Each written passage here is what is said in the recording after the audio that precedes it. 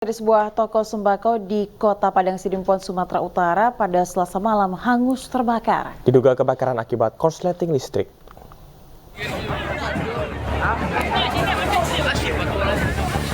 Kebakaran melanda sebuah toko sembako yang berada di Jalan Kenanga, Kelurahan Ujung Pandang, Kota Padang Sidimpuan, Sumatera Utara, Selasa malam. Kebakaran diketahui pemilik toko yang tengah beraktivitas, namun tiba-tiba muncul api dan semakin membesar, membuat panik pemilik toko hingga meminta pertolongan warga. Warga pun berusaha memadamkan api dengan peralatan seadanya. Bahkan warga terpaksa membongkar gerbang toko guna memadamkan api. Banyaknya material yang mudah terbakar membuat api sulit dipadamkan. Dugaan sementara kebakaran akibat korsleting listrik. Ada korsleting listrik katanya. Ya, jadi terus korsleting listrik, orang ini kan jual sembako. Dia jual sembako, makanya merebut api cepat. Ada berapa unit bang yang terbakar ini? Ada satu lagi ya.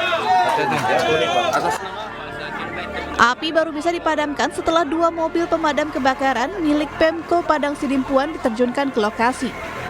Tidak ada korban jiwa, namun kerugian ditaksir mencapai ratusan juta rupiah. Dari Padang Sidimpuan, Sumatera Utara, Indra Mulya Siagian, iNews melaporkan. Pemirsa, puluhan bangunan di Kabupaten Pulang Pisau, Kalimantan Tengah ludes terbakar.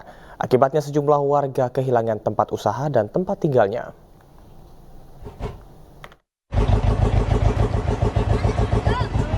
Kebakaran hebat terjadi di Pasar Minggu Desa Kaliku Baru, Kecamatan Maliku, Kabupaten Pulang Pisau, Kalimantan Tengah pada Senin malam. Kobaran api menghanguskan puluhan rumah, toko, lapak pedagang hingga sejumlah bangunan sarang walet hingga membuat warga sekitar panik. Mayoritas bangunan yang terbuat dari kayu dan hembusan angin yang kencang membuat api dengan cepat membesar meski tengah dalam kondisi hujan.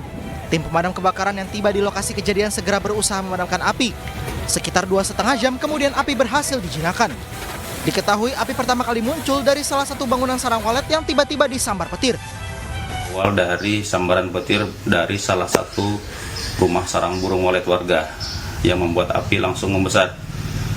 Berdasarkan informasi, api cukup cepat membesar karena kontur bangunan banyak terbuat dari berbahan. Akibat peristiwa ini sejumlah warga kehilangan tempat usaha dan tempat tinggal dan kerugian ditaksir mencapai miliaran rupiah. Dari Kabupaten Pulang Pisau, Kalimantan Tengah, Ade Sata, iNews melaporkan. Pemirsa, longsor bekas lahan galian ilegal di Desa Beluk, Kecamatan Belik, Kabupaten Pemalang, Jawa Tengah menimpa sebuah rumah.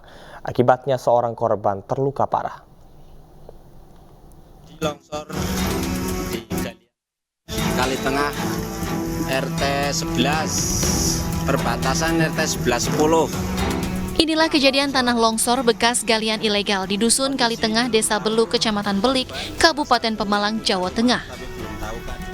Akibat kejadian ini, sebuah rumah warga tertimpa material longsoran. 1 orang terluka parah akibat tertimpa longsoran. Korban dievakuasi dan dibawa ke RSUD Purbalingga untuk mendapatkan perawatan medis. Menurut warga, longsor terjadi akibat hujan deras yang mengguyur aktivitas galian ilegal yang telah ditinggalkan. Meminta kepada masyarakat untuk tidak melakukan galian untuk sementara waktu. Kalaupun ada, harus melalui proses perizinan dulu kepada instansi yang berwenang. Mungkin tanggapan dari sana langkah-langkahnya kita tetap melakukan preventif pencegahan agar tidak terjadi lagi kejadian seperti itu. Pihak berwenang setempat telah melakukan tindakan penyelidikan dan evakuasi untuk memastikan keselamatan warga sekitar serta mengidentifikasi penyebab pasti insiden ini agar tidak terulang di masa mendatang. Dari Pemalang, Jawa Tengah, Suryono Soekarno, iNews melaporkan. Cuaca ekstrim di sejumlah wilayah di Indonesia, pemirsa, terjadi akibat musim pancaroba. Warga pun diminta untuk waspada lantaran cuaca ekstrim akan berlanjut hingga April 2024. Sejumlah fenomena cuaca ekstrim kerap terjadi di Indonesia selama beberapa hari terakhir. Mulai dari puting beliung di Bandung, Jawa Barat pada 21 Februari 2024 hingga hujan es yang terjadi di Sidoarjo. Menurut Badan Meteorologi, Klimatologi, dan Geofisika, cuaca ekstrim dipicu oleh musim pancaroba. BMKG pun memperkirakan cuaca ekstrim ini akan berlangsung pada bulan Maret hingga April 2024. Dan kemungkinan untuk terjadi puting beliung ini masih akan terjadi selama Maret April lah, pancaroba. Jadi itu yang harus diwaspadai, angin kencang ya. Tidak harus memutar ya, tapi angin kencang pun juga bisa terjadi. Ya ini hampir ya, karena itu kan dipicu oleh awan-awan ya. Ya karena awan-awannya berapa ya bisa saja di berbagai wilayah di Indonesia. Artinya perlu waspada. Sehingga kalau kita melihat, wah ini kok awannya udah gelap ini, sebaiknya kita mencari perlindungan ya. Paling aman ya di dalam bangunan yang kokoh, jangan di bawah pohon. BMKG juga mengimbau masyarakat untuk waspada potensi cuaca ekstrim seperti angin beliung, kilat, dan petir. Tim Liputan iNews melaporkan. Sementara itu pemirsa, ibu korban Suyanti mengaku ikhlas atas kepergian sang anak. Meski ikhlas, Suyanti berharap agar kasus ini segera terungkap dan para pelaku mendapat hukuman yang setimpal. Sudah menerima legowo dengan kejadian seperti ini. Anak saya mungkin saudara Allah hanya cuma diberikan kembali lagi dengan melihat anak saya posisi wajahnya seperti itu, dalam posisi seperti itu saya tidak sanggup. Kalau memang benar anak saya itu hanya sekedar jatuh dari kamar mandi ataupun sakit lambung, itu mukanya tidak sehancur itu, tidak selebam itu. Tapi di situ melihat adanya kekerasan yang dalam. Komisi Perlindungan Anak Indonesia meminta aparat tidak memandang sepele perundungan yang dilakukan anak Vincent Rompis dan teman-temannya. KPAI juga memberikan 10 rekomendasi hasil pengawasan dalam kasus perundungan di salah satu sekolah swasta di Serpong.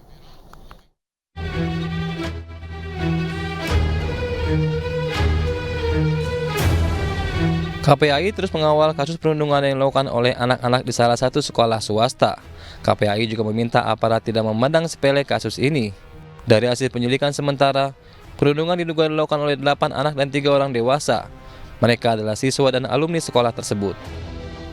Kepala sekolah agar membuka diri dan memberikan informasi yang sebenar-benarnya dan menerima masukan dari berbagai pihak, serta mempertimbangkan hak pendidikan anak yang terlibat, serta memastikan kerjasama antara sekolah, orang tua atau wali murid dan dinas pendidikan untuk memantau aktivitas siswa di media sosial dan memantau keterlibatan siswa dalam kelompok-kelompok atau geng ya.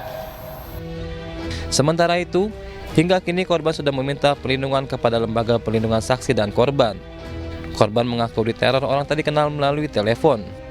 Namun LPSK masih menyelidiki kasus ini dan belum bertemu langsung dengan korban. Orang tua korban didampingi UPTD Tangerang telah mengajukan permohonan perlindungan ke LPSK. Permohonan yang diajukan itu yaitu untuk perlindungan fisik dan restitusi ganti rugi. Kasus perundungan yang dilakukan oleh sejumlah anak-anak dari sekolah swasta di Serpong kini telah naik ke tahap penyidikan. Polisi menerapkan pasal 170 KUH tentang pengeroyokan dan pelanggaran Undang-Undang Perlindungan Anak. Hingga kini, 11 saksi telah diperiksa polisi. Termasuk anak artis Vincent Rompis. Vincent yang menemani sang anak saat diperiksa mengaku berempati atas peristiwa yang melibatkan putranya dan berharap tidak akan pernah terulang kembali. Pertanyaannya, tapi alhamdulillahnya lancar, semua sudah berjalan, tadi juga yang lancar-lancar semua dan Pak polisinya pada baik-baik semua. Nanti kita lihat aja dari hasilnya seperti apa. Sekali lagi kami menghargai proses yang diambil dari Kapolres. Bang, untuk anak statusnya gimana Bang? Karena keluar sekolah tapi Bang, statusnya gimana Bang? Iya, masih saksi. Oh, masih saksi. Kalau untuk status sekolah sendiri, Bang Vincent mungkin? Itu kita belum tahu ya, masih proses juga. Pihak sekolah pun telah mengambil tindakan tegas dengan mengeluarkan para pelaku dari sekolah. Sedangkan pelaku yang tidak terlibat namun melihat dan mengetahuinya dijatuhi sanksi disiplin keras. Akibat perundungan yang dilakukan oleh kakak kelas, korban dirawat intensif di rumah sakit karena menderita luka bakar dan memar. Perundungan diduga dilakukan di sebuah warung yang lokasinya tak jauh dari sekolah. Tim Liputan iNews melaporkan. Pemirsa, korban perundungan di Sekolah Binus Serpong, Tangerang Selatan, Banten meminta perlindungan ke Lembaga Perlindungan Saksi dan Korban. Keluarga korban memohon perlindungan fisik dan pengajuan restitusi atau ganti rugi kepada keluarga pelaku.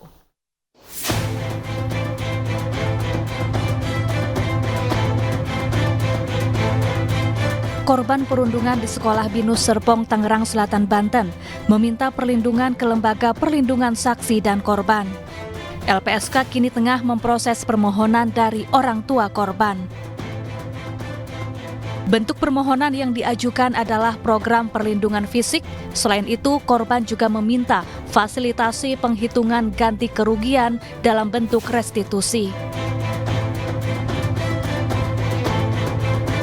Sebelumnya, artis sekaligus orang tua pelaku perundungan, Vincent Rompis, selesai diperiksa polisi di Mapolres Tangerang Selatan, Banten, Kamis malam. Usai diperiksa selama 8 jam, Vincent pun buka suara. Vincent mengaku sangat berempati atas peristiwa yang melibatkan putranya dan berharap tidak akan pernah terulang kembali. Pertanyaannya, tapi alhamdulillahnya lancar, semua sudah berjalan, tadi juga yang lancar-lancar semua dan Pak polisinya pada baik-baik semua. Nanti kita lihat aja dari hasilnya seperti apa. Sekali lagi kami menghargai proses yang diambil dari Kapolres. Bang, untuk anak statusnya gimana Bang? Statusnya gimana Bang? Iya, masih saksi. Oh, masih saksi. Kalau untuk status sekolah sendiri, Bang Vincent mungkin? Itu kita belum tahu ya, masih proses juga. Sementara itu, polisi telah menaikkan kasus perundungan di Binus School Serpong ini ke tahap penyidikan. Polisi menerapkan pasal 170 KUHP tentang pengeroyokan dan pelanggaran Undang-Undang Perlindungan Anak. Hingga kini 11 saksi telah diperiksa polisi. Adapun para pelaku termasuk anak Vincent dikeluarkan dari sekolah. Sedangkan pelaku yang tidak terlibat namun melihat dan mengetahuinya dijatuhi sanksi disiplin keras. Akibat perundungan yang dilakukan kakak kelas, korban dirawat intensif di rumah sakit karena menderita luka bakar dan memar. Perundungan diduga dilakukan di sebuah warung yang lokasinya tak jauh dari sekolah. Tim Liputan iNews melaporkan. Pemirsa, 2 korban dugaan pelecehan seksual oknum Rektor Universitas Pancasila menjalani pemeriksaan psikologi forensik di Rumah Sakit Polri Jakarta. Nantinya hasil pemeriksaan akan menjadi salah satu bukti untuk melengkapi laporan korban.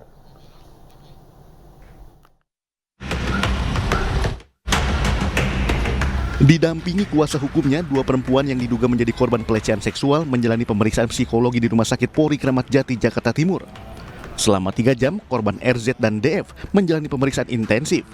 Nantinya hasil dari pemeriksaan ini menjadi salah satu bukti untuk melengkapi laporan korban atas dugaan pelecehan seksual yang dilakukan seorang rektor Universitas Pancasila berinisial ETH. Forensik tadi ada kurang lebih 600 pertanyaan yang dijawab, jadi nanti hasilnya akan disampaikan kemudian gitu.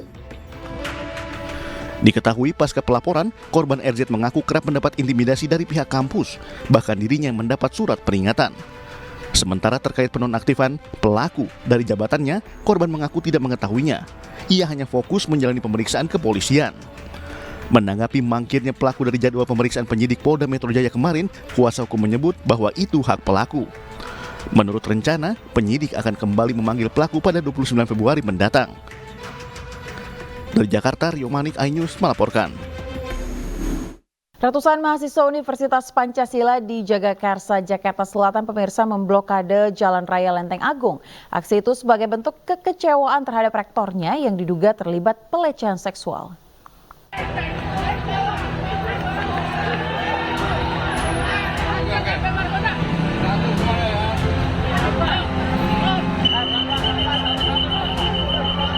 Aksi Aksi mahasiswa Universitas Pancasila memanas setelah sempat terlibat kericuhan dengan petugas keamanan.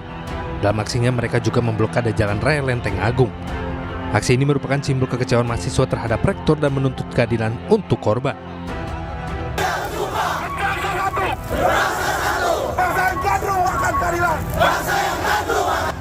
Selain itu, aksi yang sebelumnya digelar di depan gedung rektorat akhirnya bergeser ke tengah jalan raya depan kampus.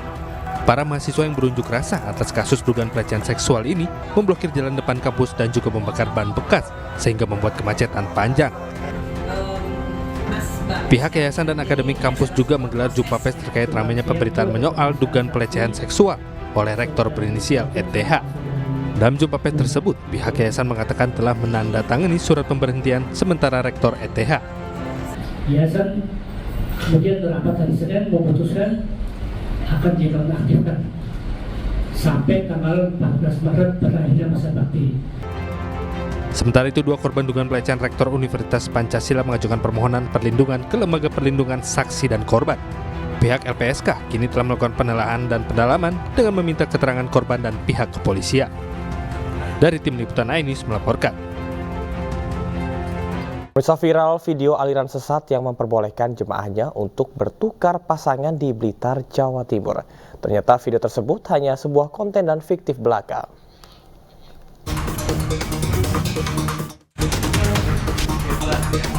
Inilah video viral yang diduga aliran sesat yang memperbolehkan jemaahnya untuk bertukar pasangan. Video ini membuat heboh dan gaduh di masyarakat. Ternyata video ini hanyalah konten semata yang sengaja dibuat oleh Samsudin, seorang YouTuber warga Kabupaten Blitar, Jawa Timur. Video tersebut juga sudah dipastikan fiktif oleh aparat kepolisian. Saat ini Polres Blitar telah mengklarifikasi video tersebut ke pelaku. Selain itu, Polres Blitar juga akan melakukan penindakan secara tegas kepada pelaku. Meresahkan, ya, yang bersangkutan pagi ini berjanji untuk membuat klarifikasi terkait dengan video tersebut. Ya.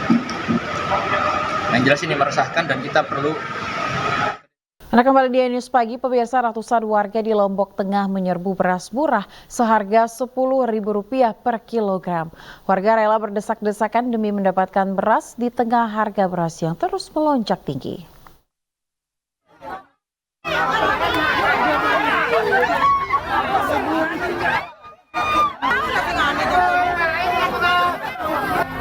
Ratusan warga di Lombok Tengah berdesak-desakan untuk membeli beras murah. Warga membeli beras seharga Rp10.000 per kilogram, jauh lebih murah dari harga beras saat ini yang hampir Rp17.000 per kilogram. Sementara pada operasi pasar beras ini, warga hanya diperbolehkan membeli beras sebanyak 5 kilogram saja dengan harga Rp52.000. Tak ayal warga rela antre dari pagi hingga sore hari untuk mendapatkan beras murah. Warga yang kesulitan mendapatkan beras murah mengaku terbantu dengan operasi pasar beras murah. Hampir 17.500. Pas berebutan ini kan. Berebutan sama warga lain. Dapat.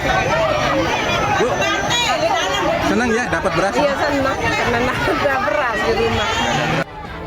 Berdasarkan keterangan dari Kabid Ketahanan Pangan Lombok Tengah, total beras yang didistribusikan sebanyak 5 ton untuk 5 mitra. Sementara dalam 2 kali penyaluran, beras langsung ludes di serbu warga. Mitra Bulog ada 5 di Renteng ini, ya. Itu masing-masing 1 ton untuk sekali, dalam seminggu 2 kali. Masyarakat berharap harga beras dapat segera turun dan kembali normal. Dari Lombok Tengah, Emma Widiati, iNews melaporkan. Sedikitnya stok beras di Atambua, Nusa Tenggara Timur membuat warga menyerbu pasar murah. Warga bisa menebus beras dengan harga Rp11.000 per kilogramnya.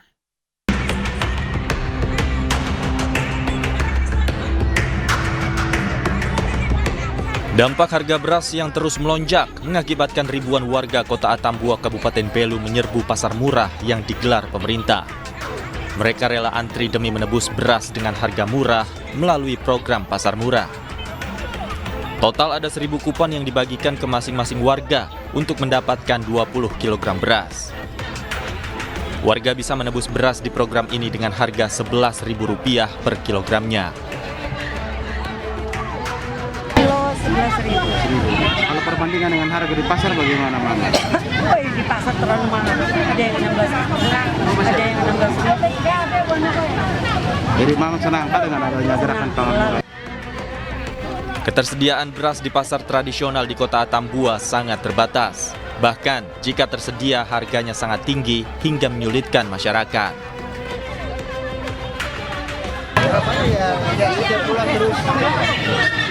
Nah, sekarang sulit dapat beras Bapak ya, di pasar. Sekarang di pasar sulit dapat beras Bapak. Sulit, tapi harganya 17 per kilo. Pemerintah Kabupaten Belu akan terus mengadakan gerai pasar murah untuk membantu warga mendapatkan beras dengan harga yang murah. Dari Kabupaten Belu, Nusa Tenggara Timur, Stefanus Dilepayong, iNews melaporkan. Kenaikan harga beras berimbas kepada seluruh elemen masyarakat pemirsa, salah satunya adalah usaha warung makan. Lantas bagaimana pedagang siasati kenaikan harga beras? Berikut bincang-bincang rekan kami Isbalia bersama salah satu pemilik warung makan di Jakarta. Harga beras yang terus melonjak tentunya berpengaruh kepada setiap elemen masyarakat, terutama berpengaruh pada pemilik warung makan. Mereka harus memutar otak mensiasati bagaimana cara mereka untuk menghadapi kenaikan harga beras yang terus melonjak beberapa waktu ini. Dan saat ini saya berada di Rumah Makan Padang di daerah Jakarta Pusat. Saat ini kami juga sudah terhubung dengan pemilik warung makan yakni Pak Ahmad. Kita akan tanya-tanya secara lengkapnya bagaimana cara ia mensiasati kenaikan harga beras. Ya, selamat siang Pak Ahmad. Siang Ibu. Ya Pak Ahmad, ini kan untuk harga beras ini naik terus ya akhir-akhir ini. Nah, bagaimana Pak Ahmad sebagai pemilik warung makan mensiasati hal tersebut? Ya sebetulnya kami sih merasa keberatan adanya bahan pokok mahal, terutama beras ya. Tapi dari pihak kami untuk sementara masih bertahan jaga kualitas beras kami.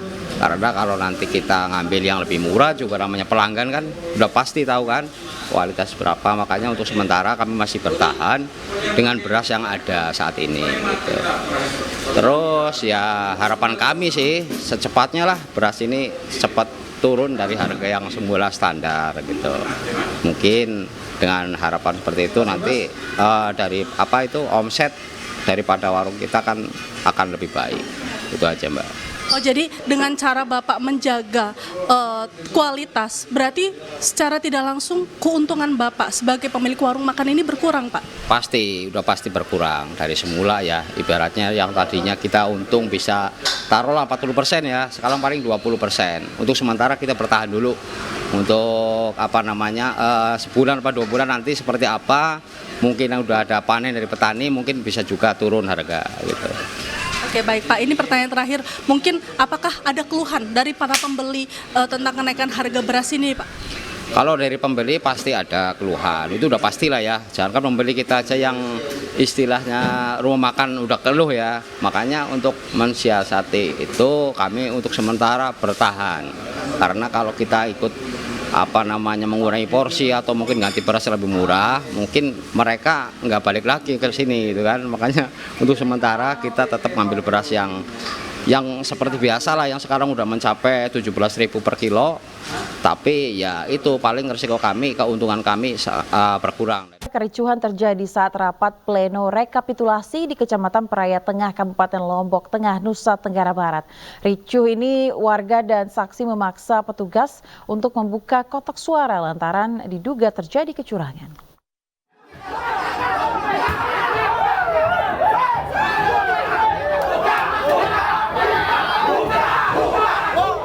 Rapat pleno rekapitulasi di Kecamatan Peraya Tengah, Kabupaten Lombok Tengah, Nusa Tenggara Barat ricuh lantaran adanya dugaan kecurangan yang terjadi di TPS Mengadang, yakni di TPS 4 dan TPS 6. Kericuhan berawal ketika para saksi memaksa untuk membuka kotak suara dengan alasan mencegah terjadinya penggelembungan suara dan berujung bentrok dengan petugas. Kami hanya minta untuk dibuka kemudian TPS 6 ini sebagai sampel saja. TPS 6 di mana? TPS 6 Pengadang ini kita harus buka. Kalau memang terbukti tidak ada suara yang berubah lagi, maka kami saksi ini bersedia untuk melanjutkan itu dengan secara yang sudah yang sudah sesuai aturan, ya, sesuai aturan yang berlaku.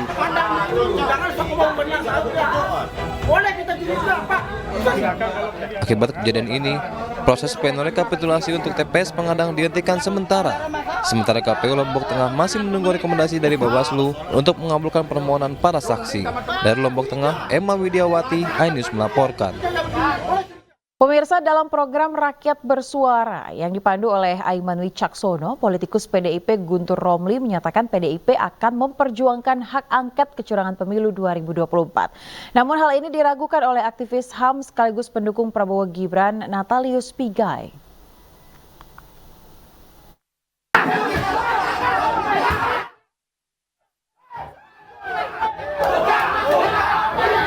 Guntur, kalau di 01 kan sudah jelas tuh sekjen-sekjennya ngomong, presiden atau ketua umumnya ngomong.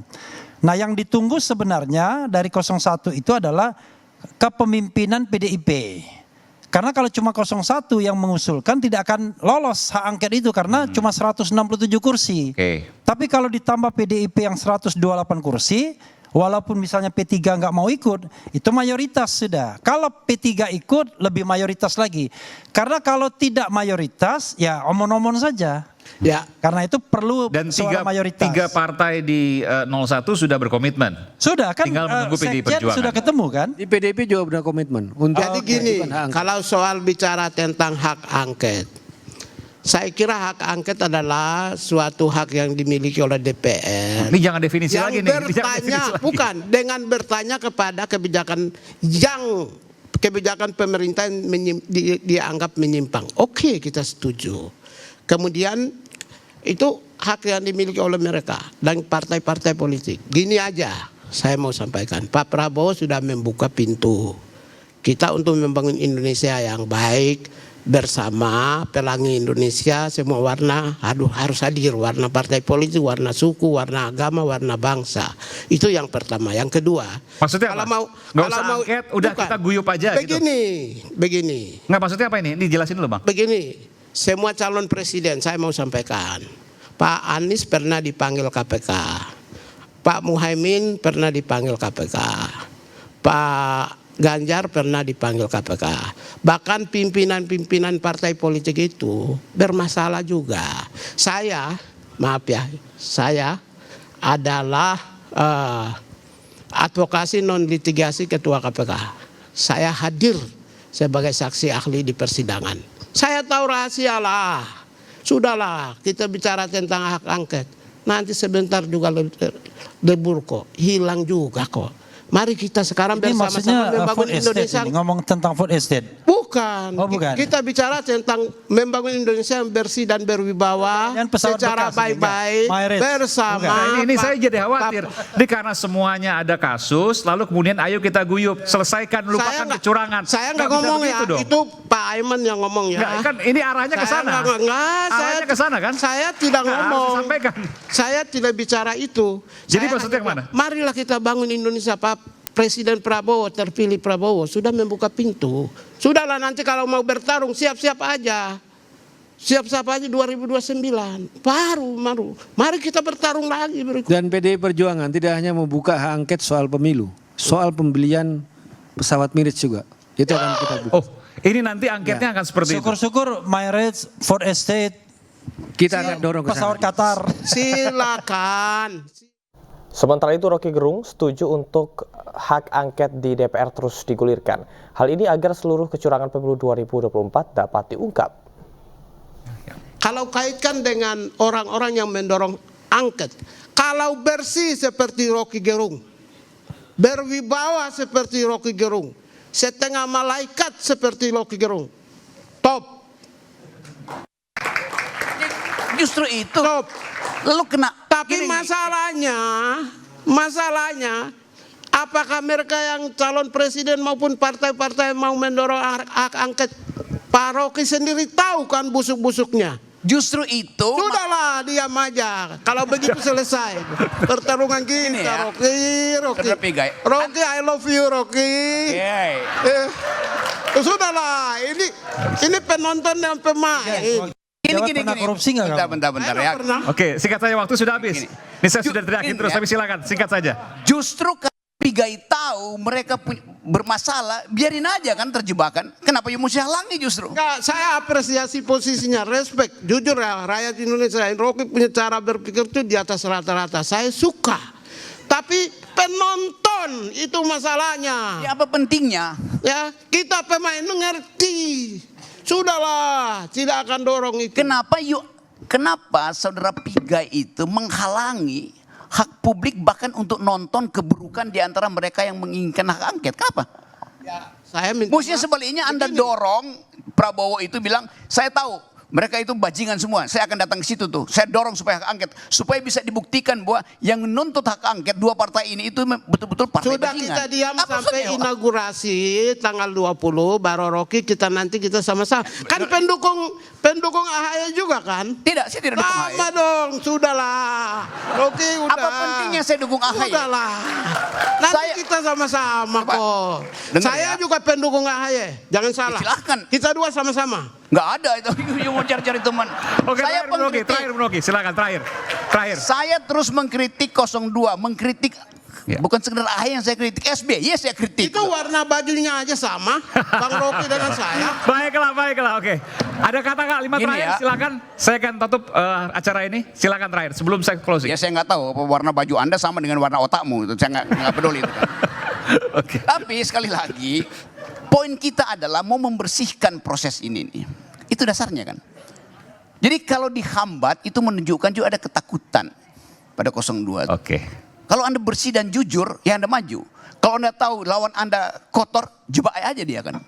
Itu dasarnya kan. Oke. Jadi saya bukan pemain bola, bukan pemain pelatih, tapi saya akan bawa bendera kebenaran itu dan lakukan victory lap. Oke. Sementara itu pemirsa, Komisi Pemilihan Umum mengklaim anomali yang terjadi pada data yang ada di aplikasi Sirekap terus diperbaiki. Namun KPU tidak menyampaikan perkembangan anomali data secara langsung ke peserta pemilu, namun hanya melalui konferensi pers. Yang pertama saya mau membahas untuk yang Sirekap dulu. Yang pertama, pada dasarnya teman-teman KPPS setelah memfoto formulir C hasil plano di TPS yang ada angka telinya itu kemudian dikirim ke data center KPU dan kemudian dari situ dibaca oleh sistem atau Sirekap itu dan kemudian dipublikasikan fotonya dan juga angka hasil pembacaan dari foto tersebut. Itu diupdate terus.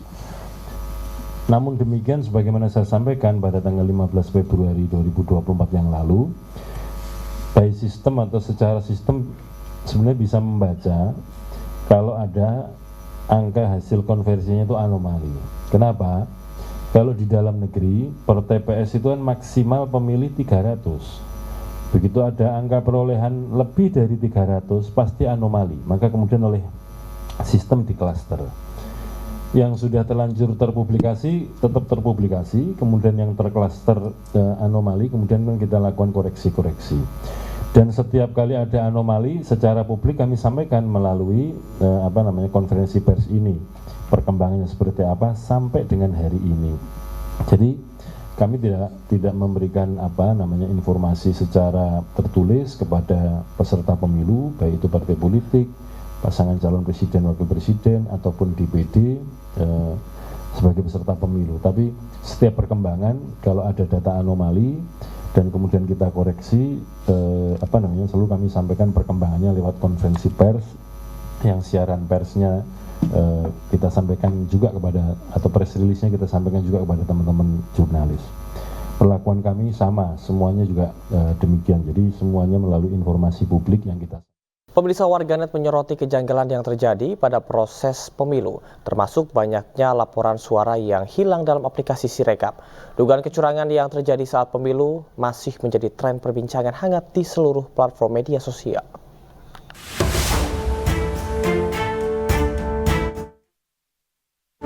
Dugaan kecurangan dalam pemilu terus mendapat sorotan. Pelanggaran demi pelanggaran menuai reaksi beragam dari banyak pihak. Bukan tanpa alasan. Sorotan muncul lantaran banyak pelanggaran terjadi. Indikasi pelanggaran terjadi sejak sebelum masa pencoblosan mulai dari adanya intimidasi, intervensi, hingga aparat negara yang diduga tidak netral. Laporan pelanggaran juga datang saat pencoblosan digelar 14 Februari lalu. Modus yang terjadi beragam, di antaranya surat suara yang sudah tercoblos, tertukar, hingga hilang. Kejanggalan berlanjut hingga proses rekapitulasi suara di aplikasi Sirekap milik KPU.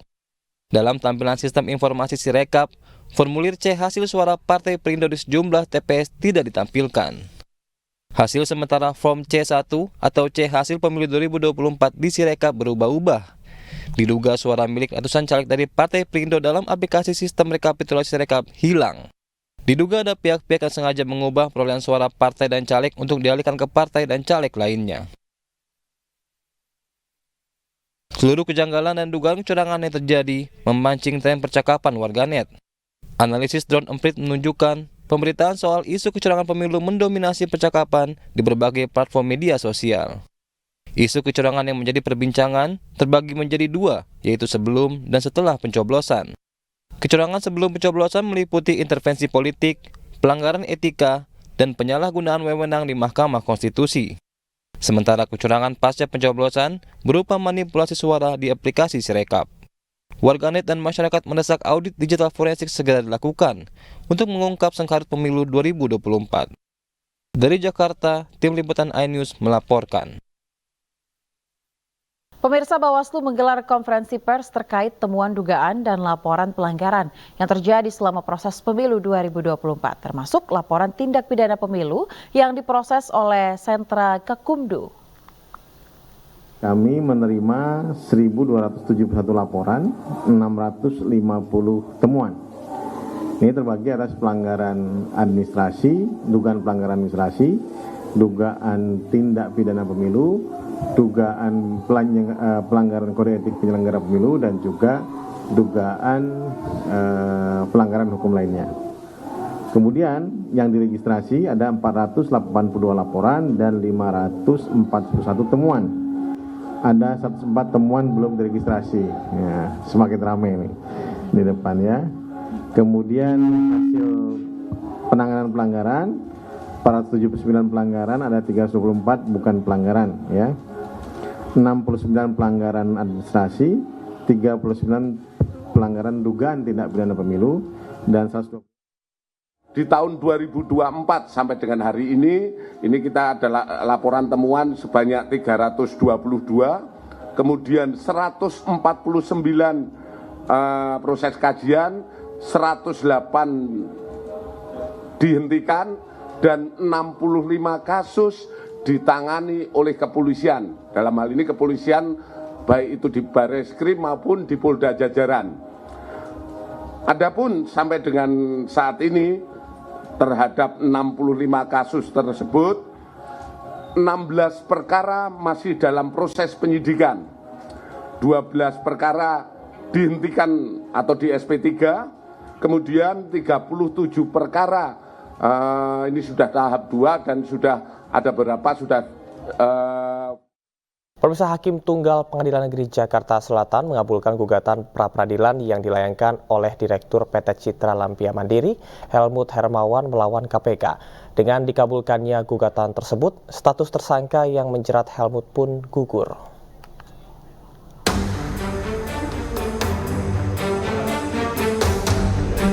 Status tersangka Helmut Hermawan, Direktur PT Citra Lampia Mandiri dalam kasus dugaan suap pada mantan Wakil Menteri Hukum dan Hak Asasi Manusia Wamenkumham Edi Hiarij dinyatakan gugur. Gugatan dilayangkan lantaran Helmut tidak terima ditetapkan KPK sebagai tersangka suap terhadap Edi Hiarij. Hakim berpandangan KPK belum memiliki dua alat bukti yang salah dalam menetapkan Helmut Hermawan sebagai tersangka. Terlebih, KPK menjadikan Helmut sebagai tersangka dilanjutkan dengan pencarian alat bukti. Oleh karenanya, penetapan aku tidak mempunyai kekuatan hukum mengikat. Menolak permohonan pemohon selain tidak bisa lebihnya menghukum termohon untuk membayar biaya perkara sejumlah nihil. Teman-teman kita akan panggil Kabiro Hukum yang mewakili KPK di sana untuk menyampaikan apa argumen yang dalil yang dijadikan dasar pertimbangan putusan hakim dan apa yang selanjutnya akan kita ambil. Sementara pimpinan KPK akan memanggil Kepala Biro Hukum KPK karena kalah menghadapi pra-peradilan yang diajukan Helmut Hermawan. Dari Jakarta, Helmi Sajangbati, iNews melaporkan. Hakim Pengadilan Jakarta Selatan menolak gugatan pra-peradilan yang dilayangkan oleh jurnalis senior Aiman Wicaksono. Putusan terkait gugatan pra-peradilan penyitaan serta akun sosial media handphone milik Aiman untuk melindungi narasumber yang disita oleh penyidik kepolisian. Hakim Pengadilan Negeri Jakarta Selatan menolak gugatan pra-peradilan jurnalis senior Aiman Wicaksono di Pengadilan Negeri Jakarta Selatan. Hakim berkeyakinan bahwa penyitaan telepon genggam, kartu SIM, akun media sosial, dan email milik Aiman yang dilakukan termohon adalah sah dan sesuai prosedur. Nihil. Demikian diputuskan pada hari Selasa tanggal 27 Februari 2024 oleh Delta Tamtama, Hakim Pengadilan Negeri Jakarta Selatan, dan diucapkan dalam sidang yang dinyatakan terbuka untuk umum pada hari dan tanggal itu juga oleh hakim tersebut dibantu oleh Wijianto, panitera pengganti, serta dihadiri kuasa pemohon dan kuasa termohon. Sementara kuasa hukum Aiman Wicaksono kecewa dengan putusan hakim dalam sidang pra-peradilan. Kuasa hukum menyebutkan tidak ada kaitannya akun media sosial dengan email Aiman dengan dugaan tindak pidana yang dipersidangkan. Kami sama sekali tidak melihat ada alasan-alasan hukum yang sahih untuk melakukan penyitaan berdasarkan pasal 38 KUHP. Dan kami juga melihat bahwa pihak kepolisian melakukan penyitaan yang eksesif, yang berlebihan. Tidak ada kaitannya akun Instagram dan email saudara Aiman dengan dugaan tindak pidana yang dipersangkakan. Sebelumnya, Aiman menegaskan bahwa dirinya masih aktif sebagai wartawan saat menjadi juru bicara TPN Ganjar Mahfud pada 11 November 2023. Aiman cuti sebagai wartawan untuk mengikuti kontestasi pemilu 2024 pada akhir November 2024. Karena dalam konferensi pers tersebut, saya bukan menyimpulkan, tapi saya mengingatkan dan meminta agar informasi yang saya terima ini mudah-mudahan salah, saya sebutkan seperti itu, dan mudah-mudahan ini bisa ditindaklanjuti, dituntaskan. Jadi bukan berupa kesimpulan, tapi permintaan untuk menuntaskan.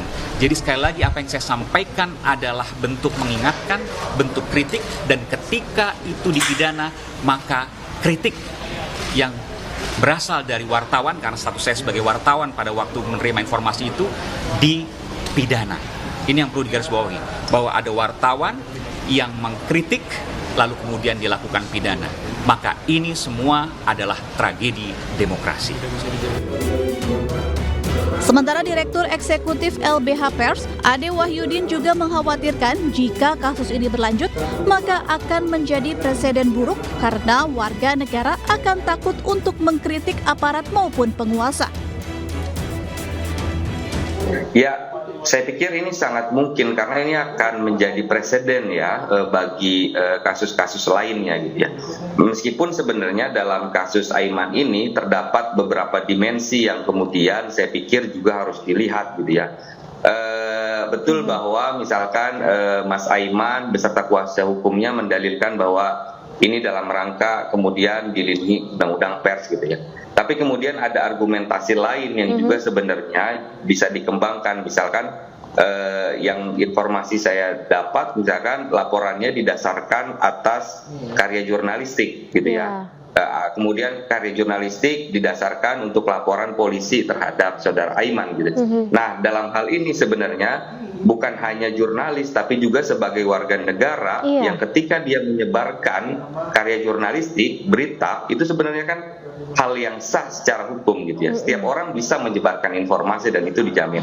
Apalagi dia menyebarkan berita yang dilindungi undang-undang pers. Saya pikir itu juga poin penting gitu ya. Ketika seseorang dituduhkan, dilaporkan pidana karena dia menyebarkan berita, saya pikir ini juga menjadi hal yang membuat presiden tidak baik gitu, nanti orang akan ketakutan menyebarkan informasi-informasi dari media gitu. Itu pun saya pikir juga perlu menjadi sorotan kenapa kasus ini cukup berbahaya ketika ini dilanjutkan terus proses hukumnya. Pra peradilan yang diajukan oleh Aiman merupakan salah satu upaya yang diambilnya untuk menjaga demokrasi dan upaya melindungi narasumbernya. Dari Jakarta, Rian Rahman, Abdul Rashid, iNews melaporkan. Meski Presiden dan Wakil Presiden baru belum resmi terpilih, namun program Capres Prabowo Subianto makan siang gratis mulai dibahas di sidang kabinet. Program ini rencananya dimulai tahun 2025 dengan anggaran tahap awal hingga 120 triliun rupiah per tahun.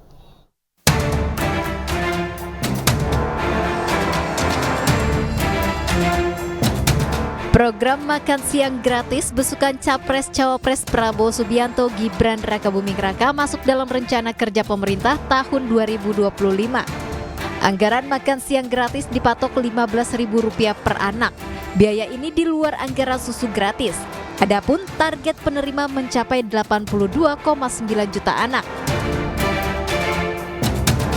Meski Capres-Cawapres baru belum resmi terpilih, namun program ini sudah mulai dibahas pada sidang kabinet di Istana Kepresidenan Senin kemarin. Menurut Menteri Kesehatan Budi Gunadi Sadikin, makan gratis sebenarnya sudah menjadi budaya di Indonesia. Pemerintah hanya ingin memformalkan sebagai sebuah kebijakan. Itu belum dibicarakannya, tapi buat teman-teman kan ingat, di sekolah-sekolah kan makan, atau di pesantren kan orang terbiasa diberikan makan. Jadi perilaku atau budaya makan bersama atau makan gratis ini sebenarnya dalam kehidupan sehari-hari masyarakat Indonesia sudah terjadi. Anggaran segitu sesuai nggak sih Pak dengan program isi piring itu Pak? Kalau anggaran yang mereka pasti lebih besar dugaan saya, karena makanya lebih banyak isi piring kan untuk 5 tahun ke bawah. Tapi 15.000 cukup nggak sih Pak untuk pemenuhan gizi anak gitu loh Pak, tingkat anak-anak? Saya tanya wartawan kalau makan 15.000 kenyang apa enggak? Kalau di Jogja cukup. Makan siang gratis rencananya akan dimulai tahun 2025 secara bertahap. Untuk tahap awal saja, program ini membutuhkan anggaran hingga 120 triliun rupiah per tahun. Pemirsa, calon pekerja migran Indonesia tujuan Korea mengalami lonjakan di tahun 2024. Badan Perlindungan Pekerja Migran Indonesia mengumumkan lonjakan pendaftaran calon pekerja migran atau G2G di tahun 2024. Lonjakan ini terjadi untuk tujuan Korea dengan beberapa bidang kerja seperti manufacture, perikanan, shipbuilding, dan juga service 1 dan 2. Di tahun-tahun sebelumnya biasanya pendaftar hanya mencapai 24.000 orang, namun di tahun ini melonjak hingga 62.930 orang. Hal ini terjadi karena kemudahan dalam sistem registrasi dan pendaftaran serta pembayaran yang bisa dilakukan secara online.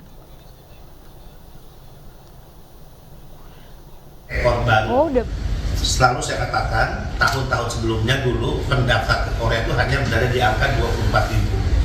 Kemudian terjadi lonjakan yang sangat luar biasa untuk pendaftar IPS Topik tahun 2023 di angka 35.000. Untuk pendaftar tahun 2024 ya, ini mencapai atau sebanyak 62.930. Jadi ini peningkatan 35.589 di tahun sebelumnya. Adapun rincian, fenomena umroh backpacker menjadi salah satu pembahasan dalam musyawarah besar kelima Himpunan Penyelenggaraan Umroh dan Haji, Himpuh di Indonesia. Budi Darmawan selaku Ketua Umum Himpuh menyatakan pelaksanaan ibadah umroh mandiri atau umroh backpacker melanggar Undang-Undang Nomor 8 Tahun 2019 tentang penyelenggaraan ibadah haji dan umroh. Dalam pasal 86 disebutkan bahwa perjalanan ibadah umroh dapat dilakukan secara perseorangan maupun berkelompok melalui penyelenggaraan ibadah umroh. Larangan juga lebih ditekankan bagi pihak yang tidak memiliki izin sebagai PPU dalam mengumpulkan dan memberangkatkan serta menerima setoran biaya umroh. Apa ada perubahan kemitraan modelnya kemitraan menggunakan tarik maka. Kondisi yang terjadi sekarang ini, kemajuan teknologi dan segala semua, sehingga banyak masyarakat yang tertarik dengan kondisi umroh mandiri atau umroh backpacker.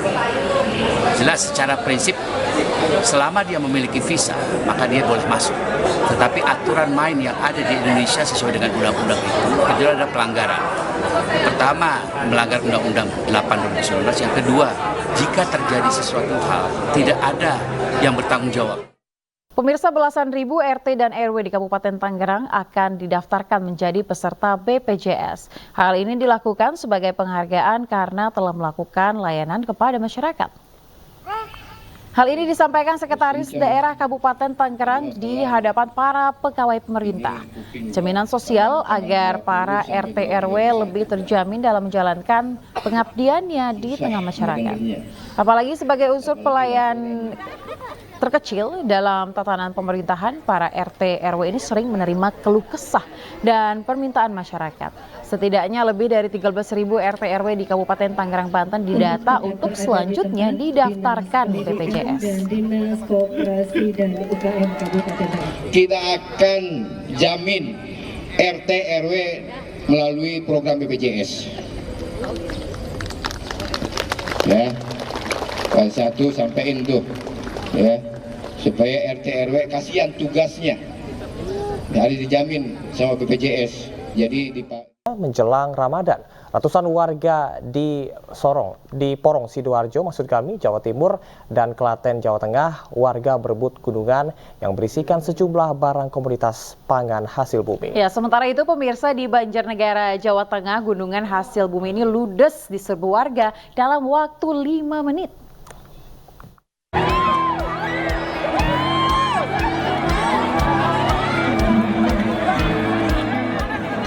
Warga Banjarnegara, Jawa Tengah ini rela berdesakan di bawah terik matahari di alun-alun kota demi mendapatkan hasil gunungan. Sebelum diperebutkan, gunungan ini diarak keliling kota. Selain gunungan, sejumlah pusaka dan sapi raksasa juga ikut dikirapkan sebagai wujud pelestarian budaya. Tradisi pesta gunungan dan kirap ini merupakan rangkaian kegiatan Hari Jadi Kabupaten Banjarnegara ke-453.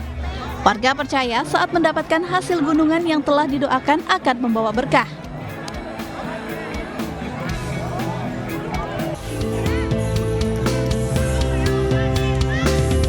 Diawali dengan arak-arakan gunungan keliling desa, acara ruatan desa Wunut Porong Sidoarjo berlangsung meriah.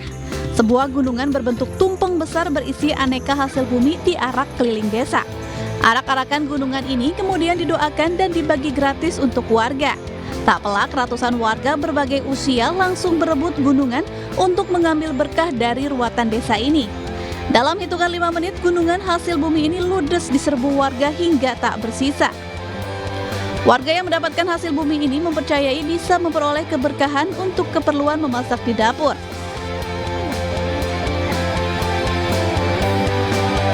Selain di Sidoarjo, tradisi ruahan jelang Ramadan juga dilakukan ratusan warga di Komplek Makam Ki Ageng Perwito. Warga baik anak-anak hingga orang tua berdesakan dan berebut untuk mendapatkan gunungan dan 800 kue legondo intip yang merupakan makanan khas dari desa setempat. Warga percaya bila mendapatkan kue legondo intip maupun hasil bumi bisa mendapatkan berkah sebelum menjalankan ibadah puasa. Tradisi ini digelar untuk mempererat silaturahmi bagi sesama warga sebelum menjalankan ibadah puasa, seperti yang diajarkan Ki Ageng Perwito dalam berdakwah menyebarkan ajaran Islam. Tim Liputan iNews melaporkan. Pemirsa, unjuk rasa mahasiswa di depan Mapolresta Kendari, Sulawesi Tenggara berakhir ricuh. Massa mendesak 3 rekan mereka yang ditahan polisi akibat kasus pengerusakan dan pengeroyokan di kantor BPN Kendari dibebaskan.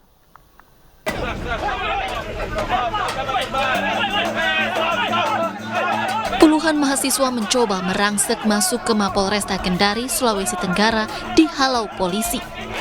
Aksi saling dorong dan adu mulut pun tak terhindarkan. Sebagian massa membakar ban bekas di depan Mapolresta Kendari. Mereka berorasi menuntut 3 rekannya yang ditahan polisi segera dibebaskan. Ketiga rekan mereka tengah diperiksa intensif karena terlibat kasus dugaan pengerusakan dan penganiayaan di kantor Badan Pertanahan Nasional Kota Kendari.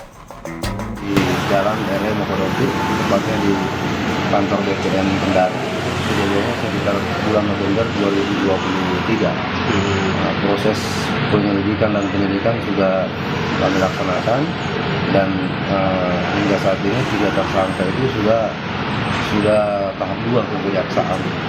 Satu tersangka lain itu belum PD1 dan insya Allah dalam waktu dekat bila PD1 juga akan kami limpahkan ke kejaksaan. Akibat aksi ini, lalu lintas di sekitar lokasi tersendat. Sementara itu, karena tidak menemukan titik temu, massa membubarkan diri dan berjanji akan kembali berunjuk rasa. Dari Kendari, Sulawesi Tenggara, Febriono Tameng, iNews melaporkan.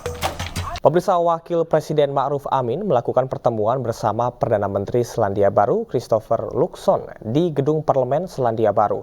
Selain membahas perdagangan, Perdana Menteri Selandia Baru juga membahas pilot Susi Air Philip Mark Mertens yang disandra KKB di Papua.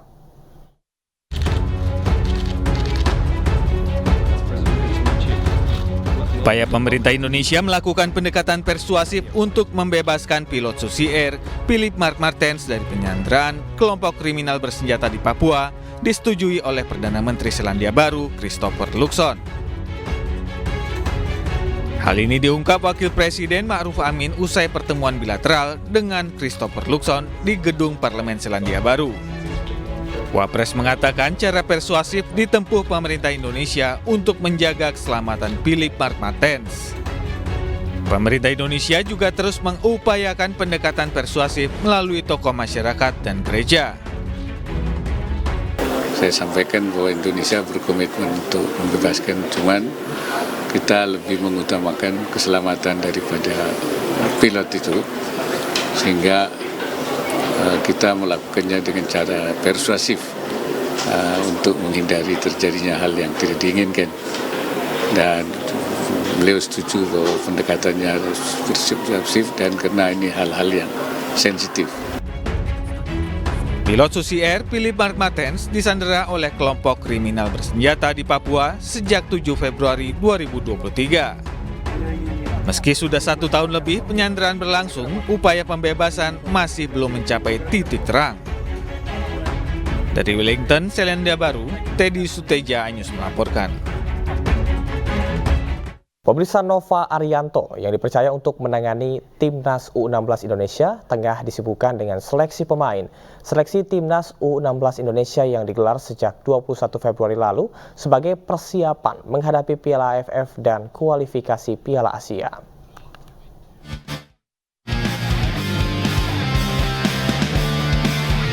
Seleksi Timnas U16 Indonesia kembali digelar sejak 21 Februari lalu di lapangan A Gelora Bung Karno, Senayan, Jakarta. Pelatih Timnas U16 Nova Arianto mengatakan dalam seleksi tahap pertama ini, dirinya telah melihat para pemain yang berpotensi masuk ke skuad Timnas U16. Pemain lainnya akan dilihat dari kompetisi Elite Pro Academy yang mulai memasuki babak 8 besar, sedangkan seleksi lanjutan akan diadakan pada akhir Maret mendatang. Meski telah melihat beberapa pemain yang berpotensi, Nova Arianto masih enggan membeberkan siapa pemain yang lanjut dalam pemusatan latihan berikutnya. Ex-pemain Timnas itu menyebut pemain yang masuk dalam skuad utama Timnas U16 akan ditentukan pada April mendatang. Ya, akhirnya kita bisa menyelesaikan seleksi tahap pertama ya dari gelombang 1, 2, dan 3 dan kita bisa melihat potensi-potensi mereka dan kita mendapatkan beberapa pemain ya dari gelombang 1, 2, dan 3, tetapi memang kita masih menunggu pemain-pemain apa yang lolos di 8 besar dan itu akan rencana akan kita buat setelah FIFA Matchday ya di bulan Maret, setelah akhir Maret. Kita masih lihat ya karena banyak parameter yang kita ambil di sini ya dalam memilih pemain, jadi kita nggak bisa di sini ada berapa orang, tapi kita akan lihat dulu parameternya, kita ada beberapa parameter yang kita ambil, jadi di situ kita akan buat ranking di sana, setelah itu baru kita putuskan siapa yang bisa masuk nanti. Timnas U16 Indonesia ini dipersiapkan jelang tampil pada Piala AFF U16 2024 dan kualifikasi Piala Asia U17 2025. Dari Jakarta, Rizky Ihwal Setio Purnomo, iNews melaporkan. Luncurkan jersey sepeda terbaru pemirsa. Jakarta Cycling Society gelar goes bersama di kawasan Pantai Indah Kapuk.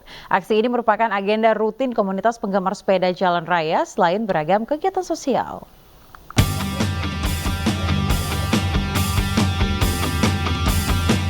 Puluhan anggota Jakarta Cycling Society Selasa pagi kembali berkumpul untuk berolahraga sepeda bersama, mengitari jalanan di kawasan Pantai Indah Kapuk, Jakarta Utara. Bagi komunitas yang berdiri sejak 2021 ini, acara rutin mengayuh pedal bersama kali ini terasa berbeda, karena bertepatan dengan diluncurkannya seragam terbaru. Kita hari ini ada kegiatan goes, launching jersey JCS. Ya, ini JCS ini apa nih? Jakarta Cycling Society. Nah, ini anggotanya dari mana aja, Pak? Anggotanya dari seluruh Jakarta, DKI, bisa juga dari daerah yang ikut gabung dengan kita di PIK. Tak hanya olahraga bersepeda saja, Jakarta Cycling Society pun memiliki agenda rutin di luar itu. Banyak kegiatan yang bersifat sosial seperti santunan saat memasuki bulan Ramadan, Natal, dan Tahun Baru, serta kunjungan ke beberapa panti asuhan.